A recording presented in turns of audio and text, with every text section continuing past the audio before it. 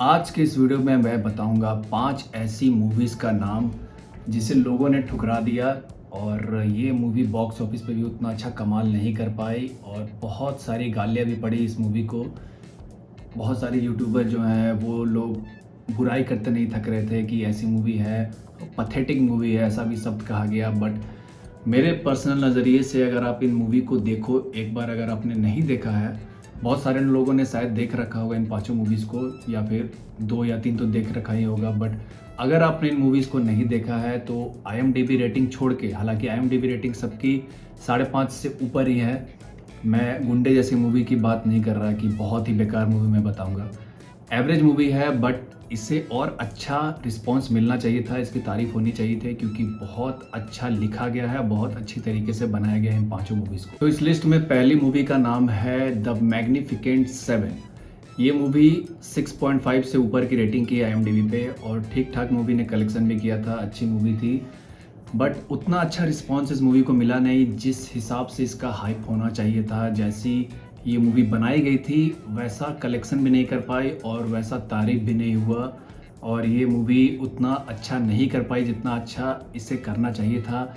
मैंने जब इस मूवी को देखा तो मुझे पर्सनली बहुत ज़्यादा पसंद आई थी। इसका जो रॉपन है, एक सादगी वाला जो फील आपको आएगा, थोड़ा काउबॉय टाइप की मूवी है, पुरानी कहानी पे बेस्ड है कि एक लड़की है, उसके गांव में मतलब कुछ गुंडे आते हैं, एक माफिया आप कह सकते हो। बहुत पुराने ज़माने की कहानी, 1800-1900 के आसपास की कहानी है। घोड़े पे आते हैं सब लोग और उसके हस्बैंड को मार देते हैं, उसके गांव में तबाही मचा देते हैं और कहते हैं कि हम फिर आएंगे कुछ दिनों के बाद, 1 महीने के बाद, और पूरा गांव तुम्हारा उजाड़ के रख देंगे। ऐसा कुछ होता है इस कहानी की शुरुआत में।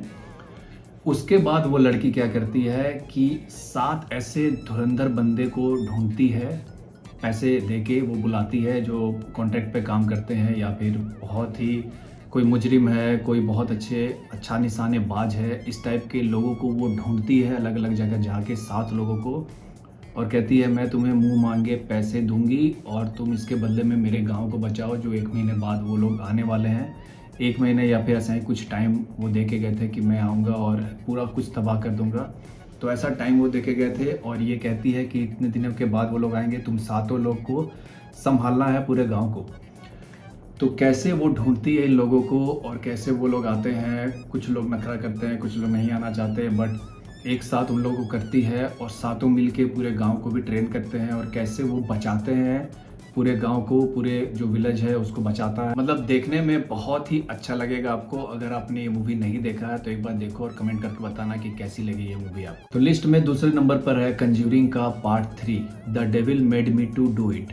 इस मूवी को बहुत सारे यूट्यूब रिव्यू जो करते हैं उन्होंने कहा कि पथेटिक मूवी है, बहुत ही वाहियात मूवी है, अब तक की कंज्यूरिंग की सबसे बेकार मूवी है।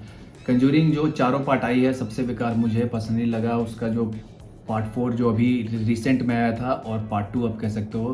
पार्ट 1 बहुत ही तगड़ी मूवी थी, ये तो पूरी दुनिया मानती है, और पार्ट 3 उसके बाद आप कह सकते हो बहुत ही लाजवाब मूवी थी।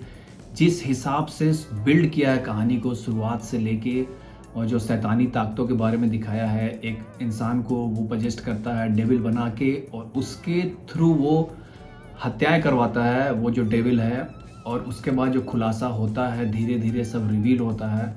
बहुत मज़ेदार, बहुत अमेजिंग कहानी है। अगर आपने कंजूरिंग का तीसरा पार्ट रिव्यू देख के बाकी लोग का नहीं देखा है, उसका मैं IMDb रेटिंग बता दूँ, 6.2 का रेटिंग है और बहुत ही मज़ेदार, बहुत लाजवाब मूवी है। आप देख के बताओ कि कमेंट करके कि कैसी लगी आपको मूवी और क्या ये पथेटिक है या फिर नहीं है। इसमें तीसरे नंबर पर है द नन का चैप्टर 1। इसी से रिलेटेड है, वो हॉरर मूवी है, हॉरर जॉनर की मूवी है। जो कंजूरिंग मैंने बताया सेकंड नंबर पे, तो तीसरे नंबर पर है द नन का चैप्टर 1। 5.4 IMDb का रेटिंग है उसका।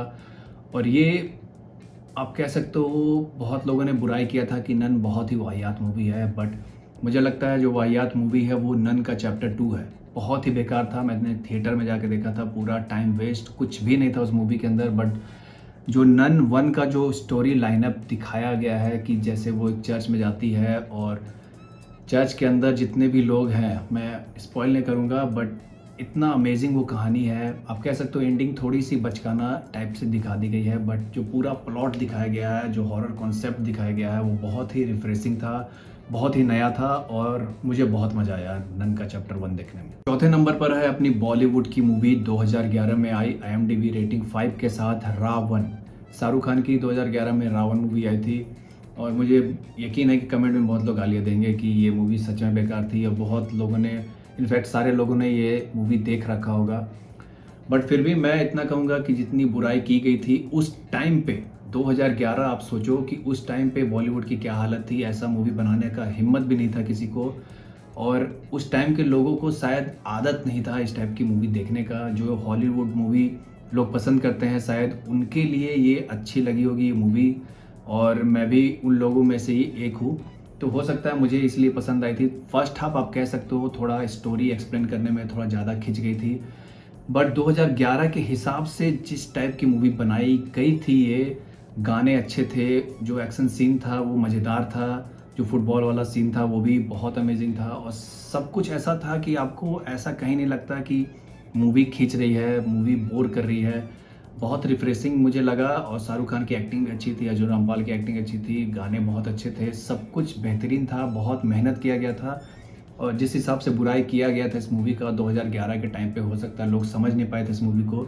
ये मूवी अगर आज भी आप देखोगे तो ये जस्टिफाई करेगी आदि पुरुष और इन सब मूवी से लाख गुना बेहतर है। एक बार अगर आपने नहीं देखा है या फिर देख भी रखा है तो दोबारा इस मूवी को देखो। चलिए, रावण तो बहुत पुरानी मूवी थी 2011 की, बट हाल ही में कुछ साल पहले ये एक मूवी रिलीज हुई थी, doctor strange in multiverse of madness. 6.9 IMDb rating के साथ ये मूवी रिलीज़ हुई थी, और लोगों ने बहुत बुराई की थी इस मूवी की कि बहुत बेकार है, बहुत गंदा मूवी, डॉक्टर स्ट्रेंज का अब तक का सबसे घटिया पार्ट।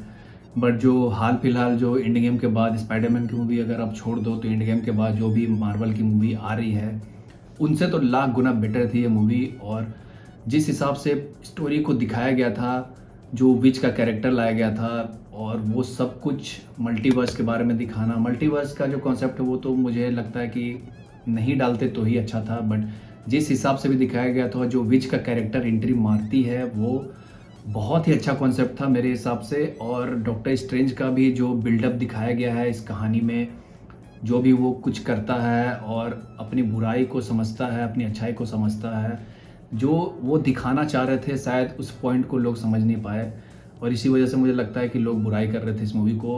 अगर आप फिर से देखोगे और अच्छी तरीके से देखोगे तो ये स्टोरी बहुत कुछ डिफाइन करती है, और ये मूवी मुझे लगता है कि डॉक्टर स्ट्रेंज की अब तक की बेस्ट मूवी आप कह सकते हो।